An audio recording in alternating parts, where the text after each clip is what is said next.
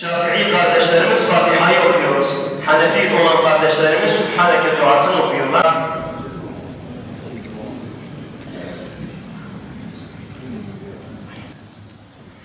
Allahu Ekber. Allahu Ekber.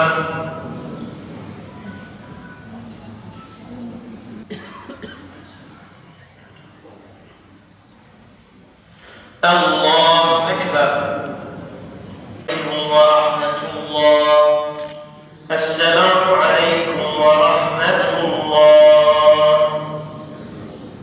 لروح النبي صلى الله عليه وسلم وآله وأصحابه وأمواتنا وأموات المسلمين جميعا ولأرواح شهداء الإسلام في فلسطين وأموات الحاضرين وشهداء الحق وشهداء الدافعين أمام الدين والمقدسات والوطن الإسلامي خاصة لله تعالى الفاتحة.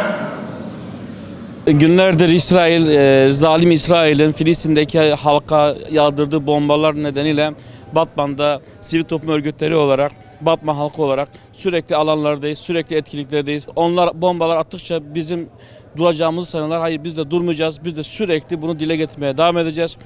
Batman'da çok güzel mitingler yaptık. 20 bin kişilik, 30 bin kişilik mitingler yapıldı. Etkinlikler devam ediyor. Cuma günleri de Gâbi cenazelerin namazlarına devam edeceğiz.